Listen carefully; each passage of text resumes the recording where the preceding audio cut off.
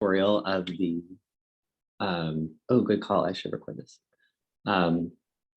Welcome to the last tutorial of the fall 2021 NLP plus CSS series. This has been really great to have everyone here to check out some new NLP methods and talk to subject matter experts. So Katie, do you want to introduce yourself and then I'll kick things off? Yeah, great. I'm a co-organizer with Ian. I'm a postdoctoral researcher at the Allen Institute for AI. I do NLP plus CSS stuff, and excited for having Maria here today. If you can please fill out that 1-minute pre-tutorial survey, that would be great. Cool. And yeah, I'm Ian. I'm a postdoc at Michigan working on NLP plus CSS. And I'm really excited to have Maria Antoniak here from Cornell. She is a PhD candidate and she works on some really great research in computational social science as well as digital humanities. She's going to be talking today about how you can use the sort of new BERT transformer model to improve your CSS research. And yeah, we've been talking about BERT a couple of times throughout the semester, so this is kind of a good way to really dig into what BERT is and how it works. So without any further ado, Maria, why don't you take it away? Okay, hello everyone. Huge thank you to Ian and Katie for organizing this series. It's so great, and I am going to go back to some of the tutorials and learn a bunch myself. And as Ian said, I'm a PhD candidate at Cornell, where I work with David Mimno on unsupervised natural language processing methods like topic modeling, word embeddings, and probing those models and also using them for the study of online communities. So if any of that piques your interest, feel free to go look me up and find some of my papers. But today I'm going to be giving you a tutorial on BERT. And this tutorial is, a lot of this material is taken from a tutorial that David Mimno and Melanie Walsh created and ran last spring in a BERT for humanists tutorial. So today it's going to be BERT for computational social scientists, but a lot of that material and extended material is available on our BERT for Humanists website, which I realize now I have not linked to in the slides, but if you Google BERT for Humanists, you'll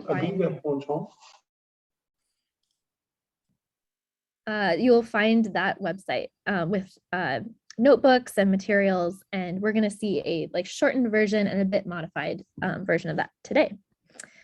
So let's get right into it because we have limited time. Our goals today are to talk about BERT, what BERT is and similar models and how they revolutionized natural language processing. And we will talk a little bit about how those tools might be helpful for researchers in other fields outside of machine learning and natural language processing.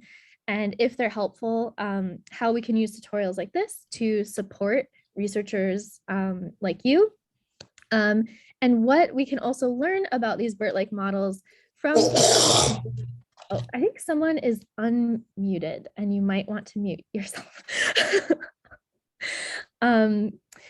What we can learn about these natural language processing models from researchers like you from the social sciences. This is a two-way conversation, and I think there's a lot of value that we can add to each other's work. So what is BERT? BERT stands for bidirectional encoder representations from transformers. In other words, it's a large language model. This is a kind of class of model that's become very popular in natural language processing that's trained on a very large amount of text, and that importantly models words in context. And the architecture that's used for these models are called transformers. And we'll talk a little bit in a few slides about what that model architecture of the transformer, and in particular for BERT, what that looks like. But just know that transformer is the name of this model architecture that's very popular, not just in natural language processing, but across machine learning. There's some interesting conversations happening this week kind of around the NeurIPS machine learning conference around why is that transformers work so well across these different tasks, but it works really well for text. And you may have heard of some other models like GPT-2, GPT-3, or variants of BERT that all use variations of the same architecture. One way to quickly think about these models and how they're different from other models that you may have seen before, like word2vec, is that using a model like word2vec, each word is represented by a single vector, 1 point in this embedding space. Whereas with BERT, we have 1 point for each instance of a word in context. So you can actually do some interesting clustering using these vectors and pull out different word senses or word meanings. We're not going to talk about that today, but if you're curious, you can go look at the BERT for Humanists tutorial, where we have an extra notebook where you can explore in that way. So why are people so excited about BERT? And actually, BERT is now 3 years old, which in the scale of some disciplines is still very new, but in the scale of machine learning, it's actually now, there are many new variations of these models. So if you're curious about this, definitely go check out newer papers. But the reason that we're so excited is that one of the reasons is that you can pre-train one model and then reuse that same model in many different contexts. So we don't have to train again and again and again for different tasks. And it also just works really well across a really wide range of tasks in NLP. And as I mentioned, also outside of NLP in other machine learning applications. On the other hand, while we are excited and there is really great performance, there are also voices that are wary or critical of these large language models like BERT. And I would point you in particular towards this paper I have listed at the bottom of this slide on the dangers of stochastic parrots. Can language models be too big? It's a great paper. Came into my room. It's a great paper. And I really recommend reading some of the discussion as well around that paper. Some things to keep in mind with these models is that they're so big that they can be very difficult to interpret. And they can also encode a lot of biases because we throw so much training data into them that we don't always even know what's inside that data and what kinds of harmful stereotypes might be encoded. They also take a lot of resources, financial, computational, and environmental to train. And they often aren't well documented. Like even knowing, again, like what's in that training data can be difficult. So just some things to keep in mind as you think about and use these models. How does BERT work? So some key terms that you may already be familiar with from previous tutorials or other machine learning classes or contexts. So first is perceptron. If you've taken any machine learning courses, you'll recognize this as one of the most basic building block classifiers that we have. Basically, it takes an input vector and just returns 0 or 1. And that's all you really need to know for today. A layer. You may have heard of layers in the context of deep learning. Deep because we stack lots of layers on top of each other. You can think of a layer as one step of a neural network, maybe many different perceptrons in parallel. Transformer, which we've mentioned already, a class of natural language processing, or rather really machine learning model that builds representations of words in parallel. So all at the same time rather than one by one. And attention. Attention, you can think of, there are many papers written on what exactly attention is and what exactly it's doing, but for today, you can think of it as a way of automatically deciding which nearby words should influence our current word's representation. Now, if you Google BERT or BERT tutorial or what is BERT, you're going to see a bunch of images like this. And these figures are representations of transformer models and can be really helpful to understand the inner workings of BERT, but they can also be a bit intimidating to newcomers. So we're not going to talk about all the inner workings in detail today, but I want to make sure that these figures are at least accessible to you and that you feel confident approaching them. They're a lot less complicated than they first appear. And if you take your time, they can be really helpful. So we're going to step through now that transformer architecture for BERT in particular in this format that you will often see if you look up other tutorials. So first, at the bottom of this slide, we have our input text. In this case, it's the art of science. It's a sentence that continues from there. That text is then tokenized or broken into word pieces So actually individual words might get broken up into multiple pieces, and special tokens are added, which we'll talk about later. And these tokens are then converted to vectors from an embedding learned during the BERT pre-training. We then add those vectors to vectors representing the segment of text, and the segment, for example, might be a sentence. And then we add those vectors to a set of position vectors that encodes information about the position of each word in the sequence. Then we enter the first of many encoder blocks. So that's that yellow block that I'm showing you.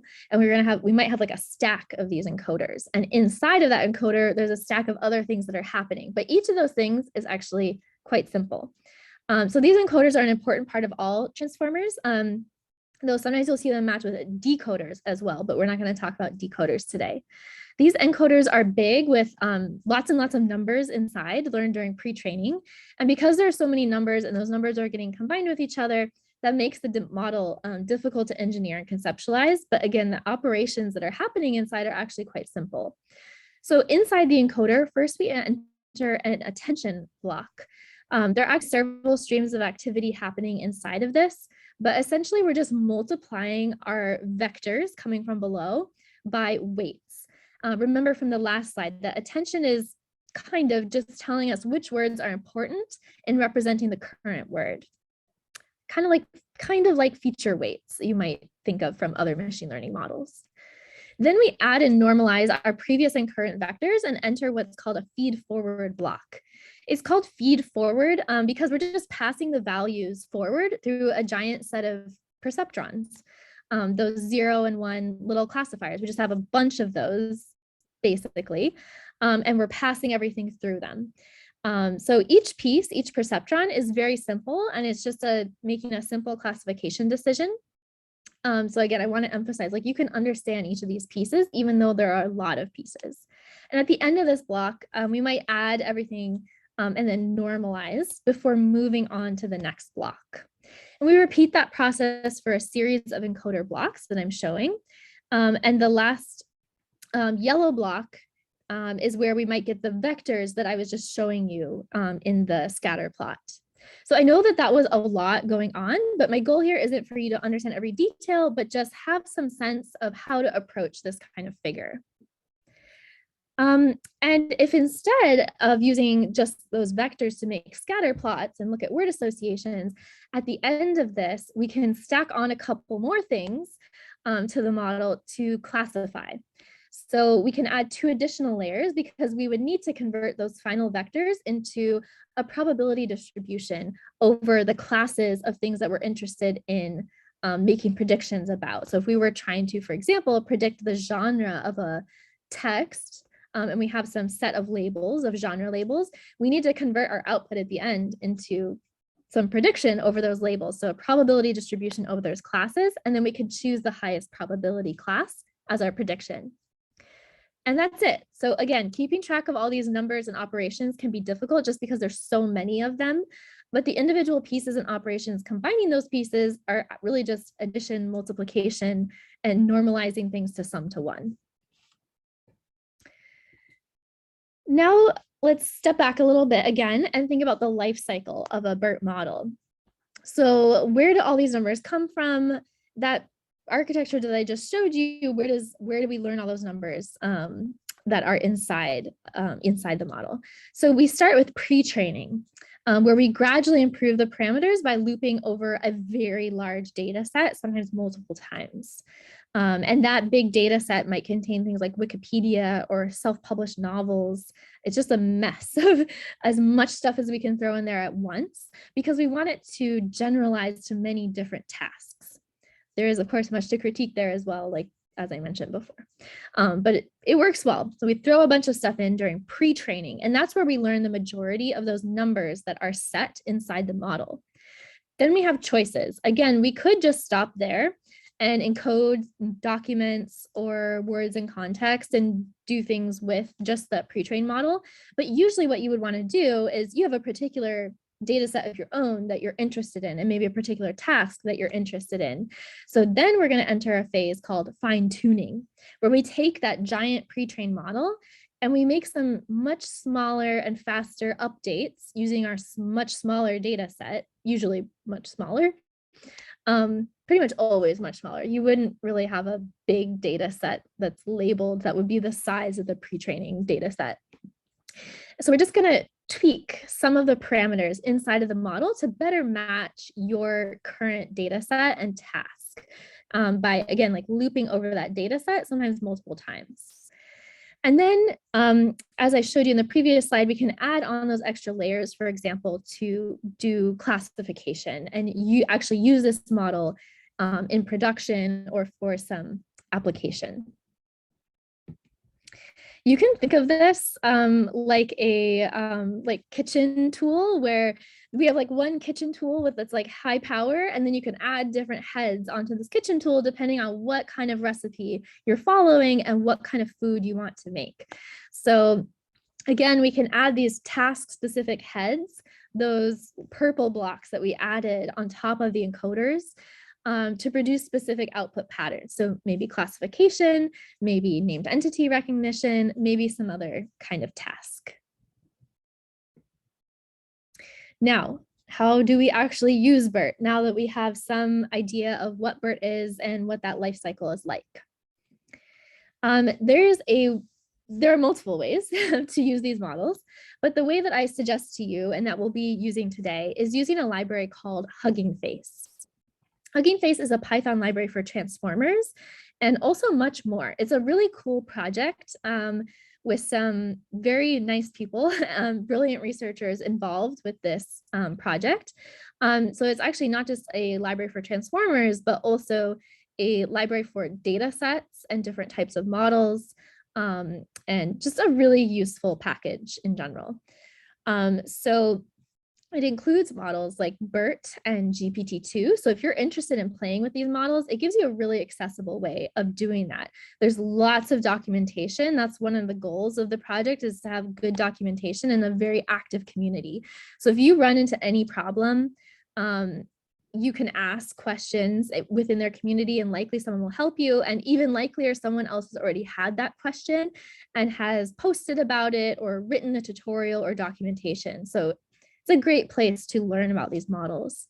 On the other hand, that documentation does assume some knowledge of deep learning and machine learning libraries like PyTorch, and also some software engineering. So it can be a little confusing, actually, even though it's very well documented, it can be a little confusing if you're not coming from a machine learning background.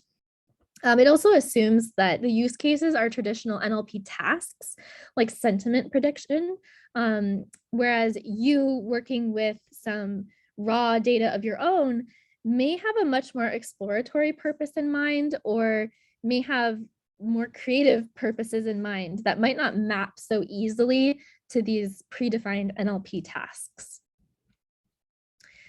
Which is part of the reason why I'm giving you this tutorial today, is to help you get through and learn how to use HuggingFace. And part of this is just selecting a pre-trained model. So like I said, HuggingFace has a bunch of different models that you can use, including just different variants of BERT that have been pre-trained on different data sets and have different output layers at the end for different types of tasks. So, and they're also available for not all languages, but some languages outside of English. So definitely browse around on their website, look at different models.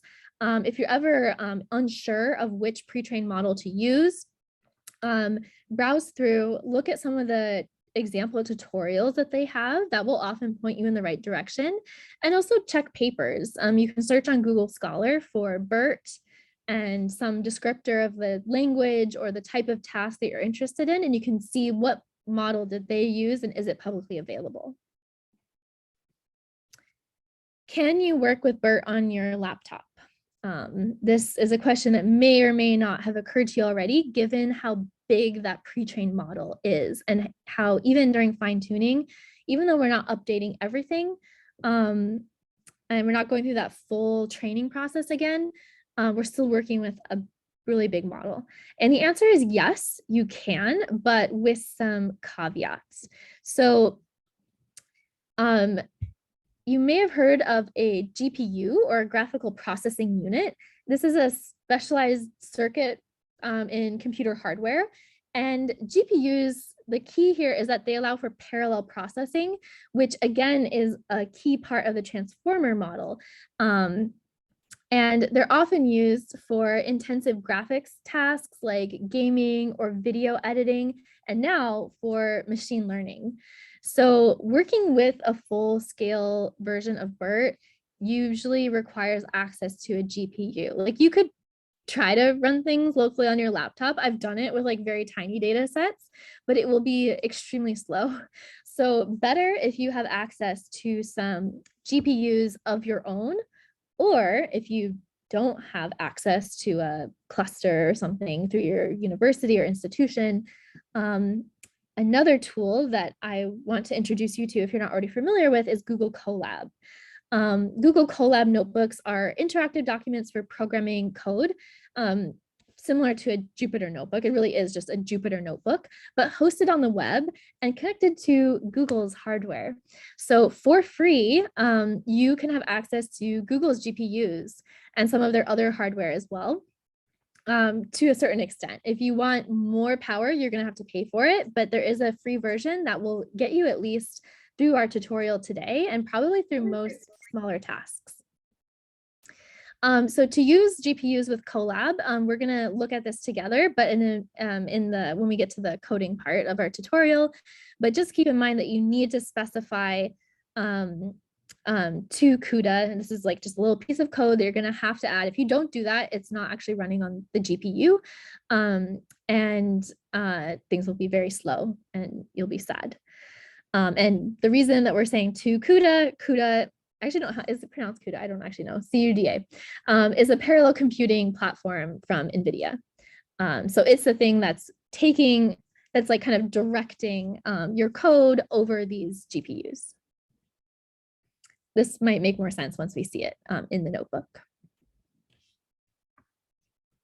Now let's preview some basics around using BERT and HuggingFace that we will see in the notebook. So to use BERT, one of the most confusing things, I think, when you first approach BERT and you're trying to just like fine tune a model and use BERT, is that you need to format your input data in a very particular way so that BERT can understand it. So, and some of these requirements can seem a little frustrating, and you'll need to think through how exactly you want to meet these requirements with your data set. So for example, each input sequence needs to be no more than 512 tokens. So you're going to have to think a little bit about how, depending on the size of each document in your data set, how you want to break apart longer documents. For example, do you want to truncate them? Do you want to separate them into multiple documents or sequences? If sequences are shorter than 512 tokens, they're going to be padded with some special padding, just like placeholder tokens. If they're longer, unless you do something ahead of time, they'll just be truncated. So the later words in the sequence will get dropped. There are also some other special tokens aside from the padding that we will see in the next slide. And we're also divide some of the words into word pieces. There's some more recent work on like how much this actually helps or doesn't help the model. The idea is that by dividing the words into word pieces, kind of like stemming, that you would handle out of vocabulary words more easily because they might have a common root to the word. So we'll see how that looks, but you probably don't need to worry too much about that word piece component. And this is what the code looks like for your reference if you're looking at these slides later. So these are the special tokens included in BERT. So first there's a CLS token. That's just the start token of every document. It will always be there. There's a SEP token that's placed between, you could place it between each sentence or each sequence. A padding token, which I've mentioned, so that's just going to pad out short documents. And then whenever you see a token that starts with two hash symbols, that indicates the start of a word piece. So this is a word that got broken apart into more than one piece. So just as an example of what that looks like, and also to give you a sense of kind of it also makes you think about like what might be getting lost, even though these models are really powerful. And even though we're representing words in context, like there's still like a lot of processing that's happening. So if we had this poem by William Wordsworth, this is how it would look in our BERTified version of that poem. So you can see where word pieces have been broken apart. You can see the CLS token at the start. You can see these, the SEP special token at the end and the padding tokens. And if you're not prepared for seeing this, it can be a little alarming. So that's why I'm showing it to you up front before we step into the notebook. And another thing that can be a little confusing once you start trying to code with these models is thinking about words, positions, and word IDs. These are 3 different things, and we need to keep track of all of them. And HuggingFace helps us with that, but it can still be a little confusing. So each word or each token is at a particular position, so like an index in our sequence. Then we have the token itself, or the word, that includes our special tokens. Each unique token will have its own ID. And then each word, of course, is associated then with a particular vector in context. So we're keeping track of all of those. And when we want to reference any one of those, we're going to need to know, especially like the word ID, to get back to that particular word. So just keep that in mind as you're working with HuggingFace and with these models. Now, pre-training versus fine-tuning. We've already talked a little bit about this, but let's talk just a little bit more. During pre-training, again, the idea is that we're going to pre-train once and then use that same model for many different applications. And there are 2 main pre-training tasks. So if you go back to the original BERT paper, this is what you'll find described there. There are 2 tasks. So these aren't the tasks that you are probably interested in. They're just the tasks that they set up and that they found to work well when doing the pre-training. You might have a totally different task once you fine tune, but during pre-training, there are 2 main tasks. So masked word prediction. That means that in a sentence, for example, we might hide one of the words and we're trying to predict that hidden or masked word. And we also have another task, next sentence prediction. So given the current sentence, can we predict the next sentence? So BERT is trained using both of these tasks, is pre-trained using both of these tasks. And the training data for that in that original paper, and if you're using the kind of standard BERT model, is trained on 2 things: a books corpus of 800 million words, about 800 million, and English Wikipedia, a huge set of English Wikipedia. And you can think for yourself whether those are good things to pre-train on or not good things to pre-train on. Is Wikipedia really what we want to train on? Is this books corpus? What's even in there? So if you're interested in those questions, again, definitely check out some of the more critical work around these large language models. And also, it's always good to have these questions in mind.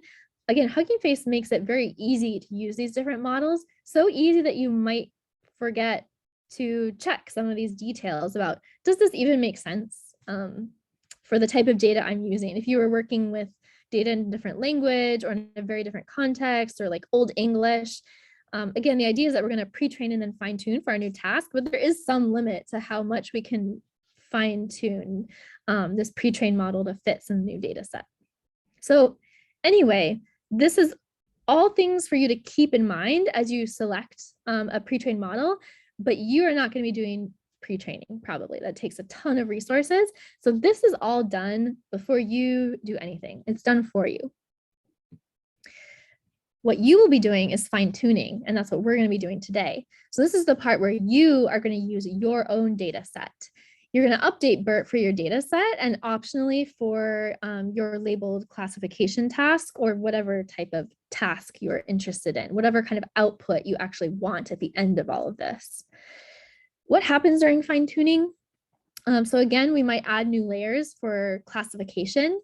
And the BERT parameters are actually updated to maximize the probability of those final labels and for your particular data set. So things inside the model are actually getting updated. It's not just that final layer. Preparing your data for fine tuning. We talked about some special characters and things, but now here's the kind of full process that you might want to follow. So some things that will need to happen is you need to convert your labels to integers rather than strings. You're going to break that data into training, test, and evaluation sets, as you've done before, I'm sure, for other machine learning tasks. You're going to use a BERT tokenizer to convert the data to that BERT format that we looked at, where we have the special tokens, where the data is the correct length of 512 tokens, and where we map words to particular IDs and positions. So all of that will be taken care of for you by HuggingFace using their tokenizer. And then we're going to combine those labels and data into a torch data set object, which is what HuggingFace is going to expect to take in for fine tuning. So we're going to go through each of these steps in the code as well, but I want to give you this overview before we get there. And this is the code that we're going to be looking at live in the notebook in a little bit. But I want to, again, break it down for you ahead of time. So this is our basic recipe, how we would fine tune a BERT model using HuggingFace. So first, like I just said, we're going to format our data in a way that BERT can understand using a tokenizer. So that's what's shown in this first code block. Then we're going to load a pre-trained model. In this case, I've chosen a DistilBERT for sequence classification model. That's the name of that model in HuggingFace. DistilBERT is a smaller version of BERT, and that's why I'm using it today. It'll run a bit faster and our notebook won't crash, given that we're running on the free version of Colab. And so I've selected that pre-trained model myself, and then I'm telling it, within that same second code block, I'm telling it a little bit about how many classification labels I'm looking for. So the for sequence classification part of that model name means that I'm selecting a model for classification, not for some other task. And again, that HuggingFace has already prepared for me. In other circumstances, you might add those extra pieces yourself manually, but today we're just going to let HuggingFace do that for us. And then we're going to fine tune by creating a trainer object where we pass that model that we made in step 2. We pass some set of training arguments that we're going to talk about in a minute. And then we pass our data set and how we want to evaluate on that data. And then finally, we can just call .evaluate to run that evaluation.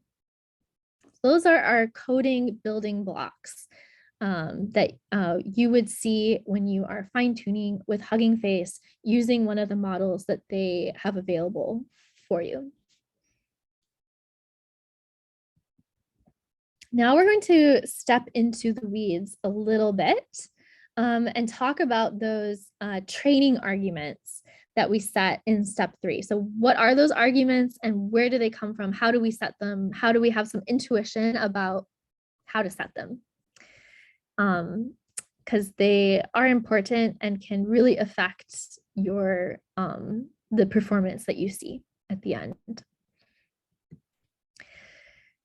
So digging a little deeper, how does BERT actually learn all of those numbers and parameters that are getting set? So like many other machine learning models, BERT learns by using an algorithm called gradient descent or some variation of gradient descent. And you, again, may have encountered gradient descent before. Most of the training arguments that we send to BERT during fine tuning in this code, most of these arguments that we set here, that we need to set, have to do with gradient descent and having some intuition about how learning is happening. So just a quick review, what is gradient descent intuitively?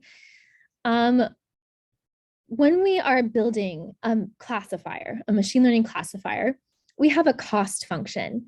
And by cost function, I just mean we're keeping track of how good our classifier is, how many mistakes we make. It tells us how badly our current model is working. And we want that cost to be as small as possible. We want to make as few mistakes as possible. So our goal for the model is for it to learn over time, and while it's iterating, to get better and better and better, to have a smaller and smaller and smaller cost. Ideally, we would find the minimum cost, the perfect model. It's not always possible, but like that's our goal, is to get to the bottom of this cost function where we're making as few mistakes as possible. So we often will start with something like a random set of parameters. So we randomly set all those many, many, many numbers inside of our transformer. And then we update those parameters one step at a time as we move in the direction, and we'll see this visually in a moment, of fewer and fewer mistakes. And the key intuition is that we can vary the size of the steps that we take as we make fewer and fewer mistakes, or the rate at which we take steps. So let's look at that visually. It makes a bit more sense, I think, when we look at a picture. And again, this might be review, but you'll see why I'm reviewing it in a moment. So if we thought of plotting all of this, where the y-axis is that cost function, just how many mistakes we make. And we want to get down. We want to be as low along that y-axis as possible. We want to make few mistakes. And then along the x-axis are combinations of parameters. So this is obviously a kind of simplified graph because we have so many parameters that we might set, but just think of it as like different combinations, different ways that we could set all those parameters. And we want to find that place on the x-axis where we are at the minimum of the cost, that yellow point. That's our goal. And we want to be able to find that. So we begin by, again, setting all those parameters at random. And then using those parameters, we use calculus. You might remember this from calculus class, to figure out which way is downhill. And once we know which way is downhill, we take a step in that direction. And we repeat that process until hopefully we get to the bottom or the minimum, or at least a minimum. It doesn't always look like this perfect curve like I'm showing you here. And this question is how big our steps should be. For example, you could think of this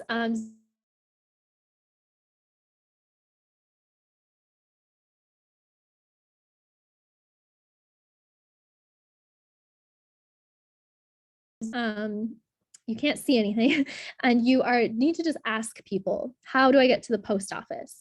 So probably at the beginning of your journey to the post office, people are not going to give you like fine-grained 20 different steps, turn left here, turn right here. They're going to start with big things like, first, go to the city center.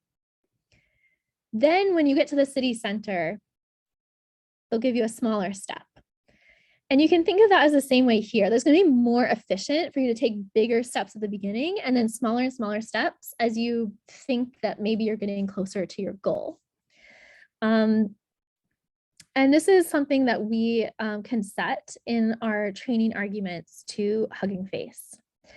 This is a simplification of the training process that I'm showing you here.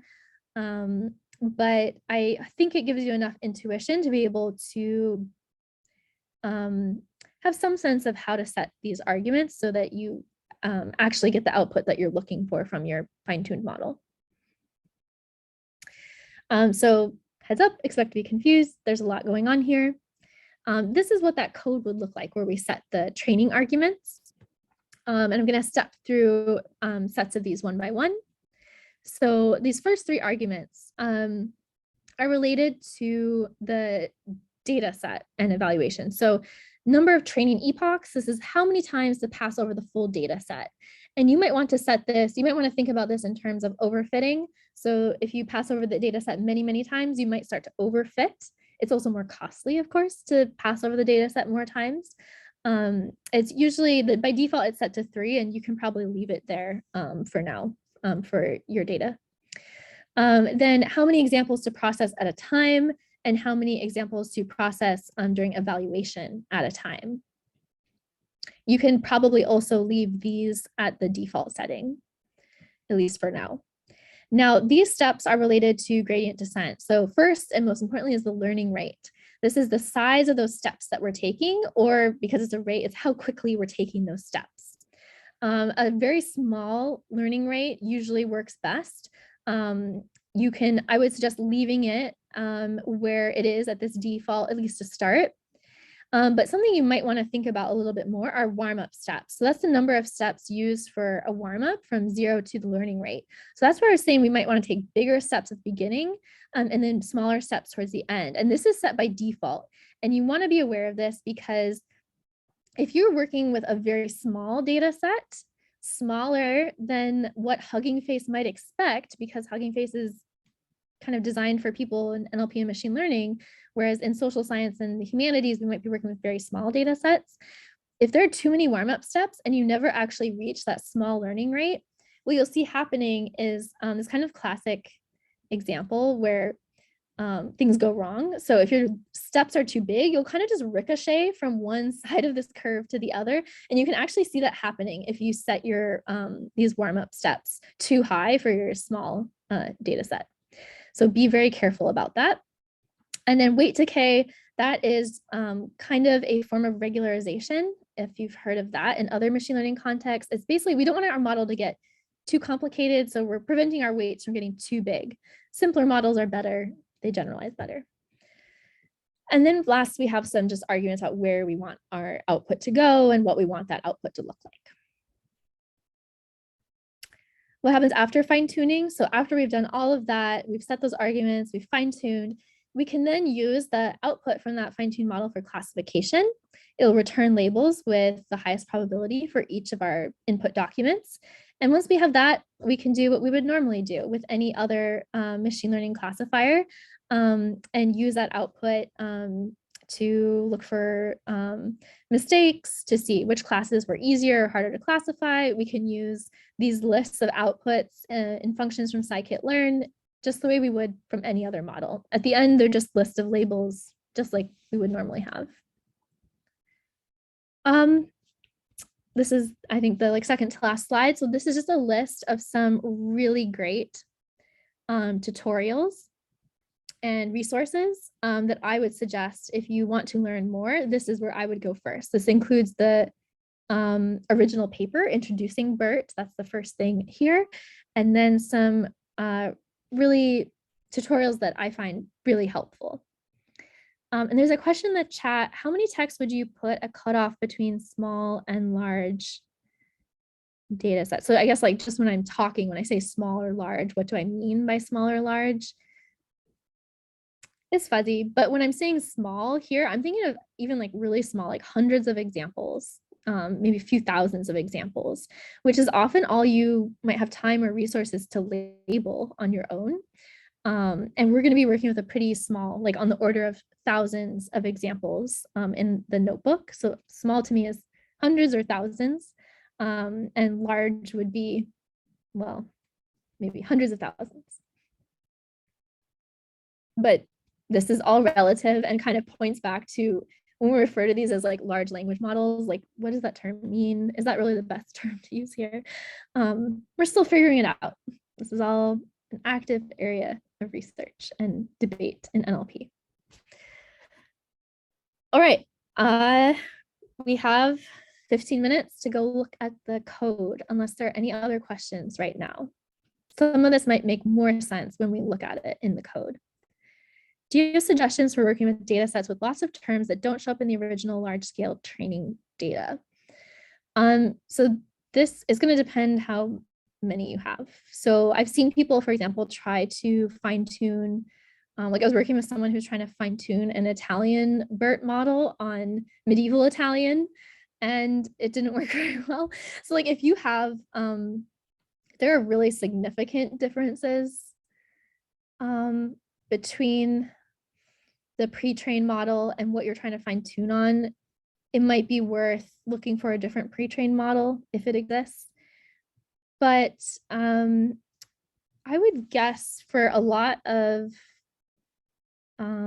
data sets, even if it seems to have a kind of specialized vocabulary, the fine-tuning is going to work pretty well. And because the word pieces, they get broken up into these roots.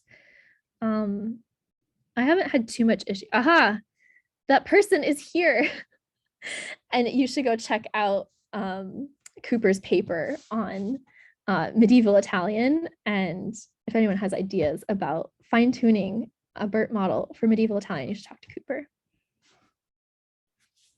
It's a very cool paper and is a great example of how to use NLP techniques for some really unusual data. You don't explicitly add important new tokens.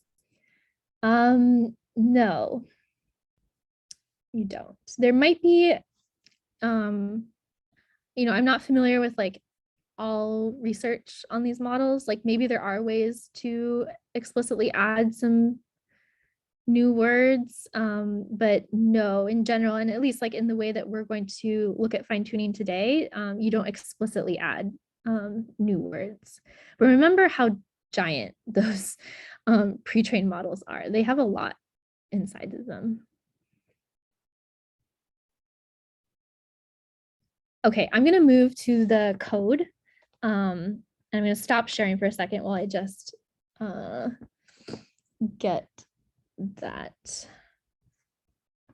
And the code is linked from the slides and has been linked several times in the chat. Okay, you're gonna temporarily see my screen. So you should be able to see the code now.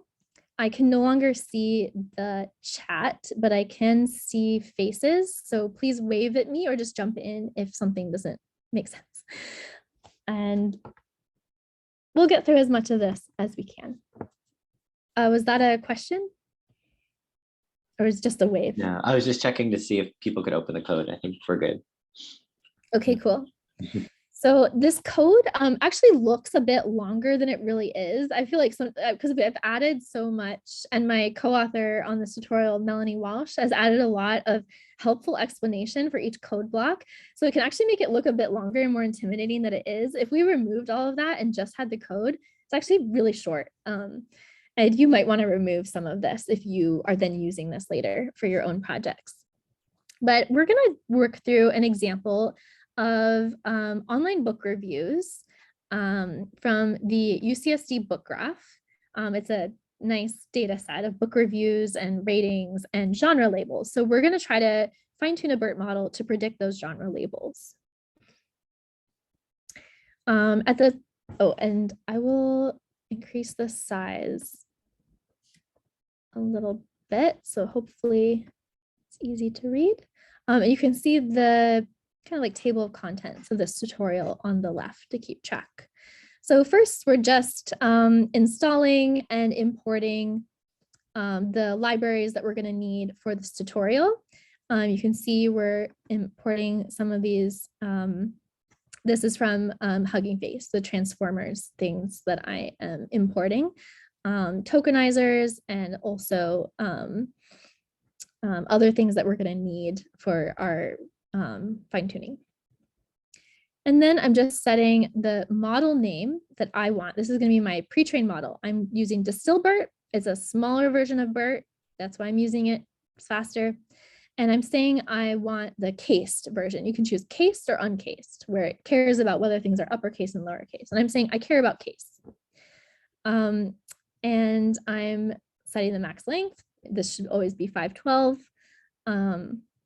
Device name, CUDA, you should all set that the same. And then I'm saying where I just want things to be saved. This first part of the notebook, I am going to mostly skim over. This is just loading that data from the UCSD book graph. They have that available at these Google Drive links that I hope work. I know last time we ran the tutorial, there were like a lot of people trying to all download it at the same time, and we may have overwhelmed them a bit, but hopefully you can follow along well enough, even if it takes a little bit for you to load the data. It did work when I ran this yesterday, so hopefully it works for you too. So this is all just loading the data. You can come back to this, and if you're interested in this particular data set, the key is that I'm pulling out some review text. So for example, this review says, one of my all-time favorite books, and that was for a book in the children genre.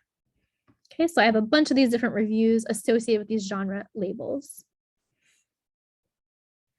Then I am splitting that data into a training and test set, just as I would with any other machine learning classifier, again, I'm going to skim over this part because I am assuming that you have seen this before working with models like logistic regression or something like that. And I'm just checking that I have the same number of things in each of those sets. And I'm also checking what it looks like. So again, I have review text and a label poetry, the genre. And then another section that I am going to skim over, I'm running a baseline model. So no BERT, no deep learning, just a logistic regression model to see how well it performs without all the extra work of fine tuning. And so the key here is just that I'm printing out this performance for the genres. And we can look at these, especially these F1 scores, the higher they are, the better. So you can see it's doing much better at some genres than others. And we're going to compare those numbers to the output of our fine-tuned model at the end of this notebook. Now we move into the BERT part. So this is the part where I said we need to process our data so that BERT can even understand it. Here is where we're adding the special tokens. So as we talked about in the slides, the CLS token, the SEP token, pad, and the start of the word pieces. And again, all of that's going to happen for us inside of this tokenizer object. So what we need to set is, again, that model name from before. The reason I set that at the top of the notebook is we want to make sure that it needs to match when we load the model later and when we call the tokenizer now. Our tokenizer needs to match the model we use later. I've made this mistake where I use the cased version for one and the uncased version for the other. So set it at the top and then call it here. So this is that DistilBERT base cased argument that we set earlier. And then we're going to use this tokenizer that we've created from HuggingFace to actually tokenize and get our data ready for BERT. So that's happening down here. Up here, I'm also encoding our labels. Really, I'm just turning them from those genre labels like poetry and mystery into 0, 1, 2, 3, 4, 5. I'm just turning them into integers and creating a map back and forth so I can get back to those readable names. But this is where the actual tokenization of the text is happening. And I'm saying, yes, go ahead and truncate the reviews. Yes, please pad the reviews for me. And the maximum length is 512, which we set earlier. And you can print out to check what that tokenized output looks like, just like we did in the slides. And you can also see where things might start to go a little bit wrong. There's some non-English reviews in this data set, and it's trying very hard to tokenize that data and turn into word pieces and not doing very well. So you might want to think how to handle that if you were working more with this data set. Here, we're going to pull that tokenized data into a torch data set. You can just reuse this little class here that I have taken and modified from the HuggingFace tutorial. You can just copy and paste this and then create an object of that data set using your training and your test labels and data that we just created above.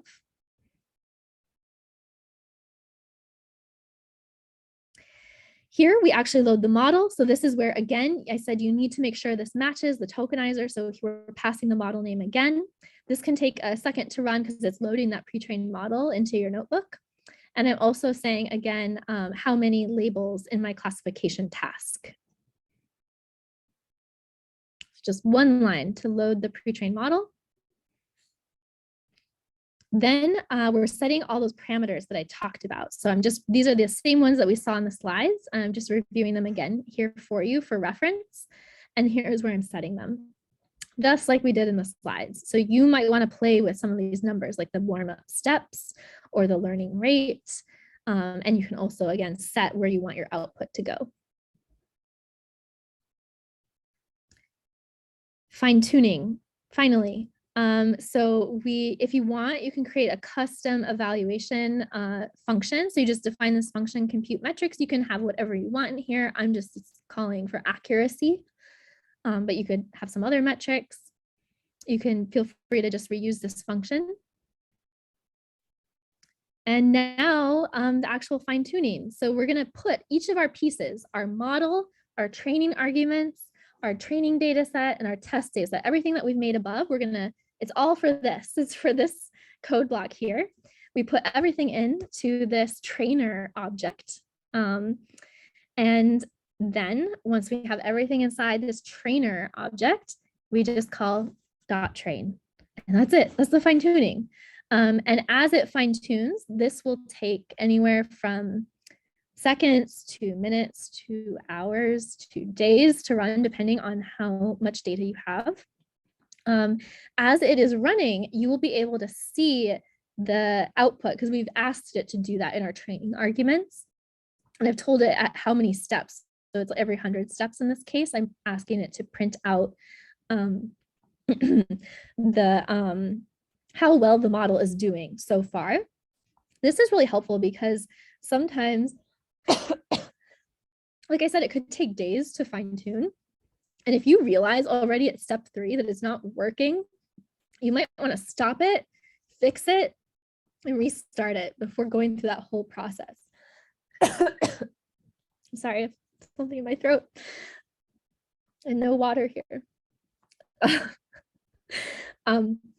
But it's kind of fun. You can see the model as it's updating step by step.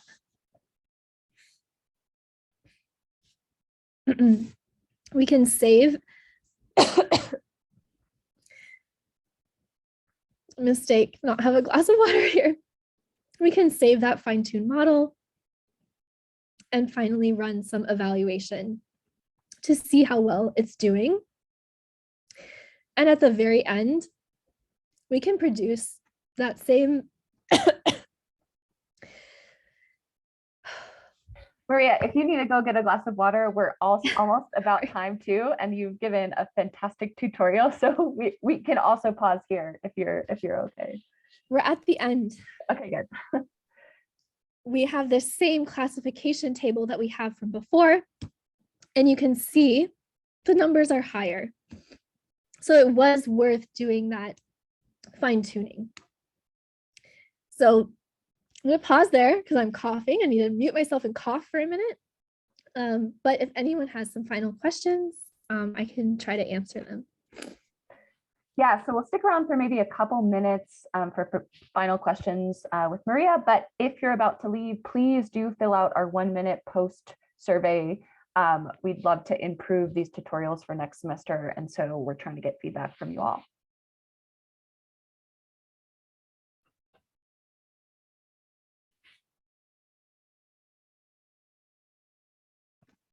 And so sorry, I kind of lost it there for a second, but at the end, we're just getting these predicted labels. It's just a list of labels corresponding to our input data or test data.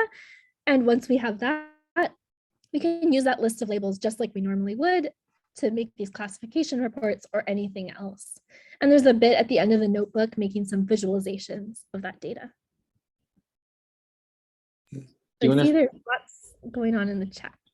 Lots of thank yous. Do you want to scroll down really quickly to those heat maps? Because I think they're really cool and I think they're worth just showing quickly. The error maps. I forget what they're called. Confusion matrices. Yeah.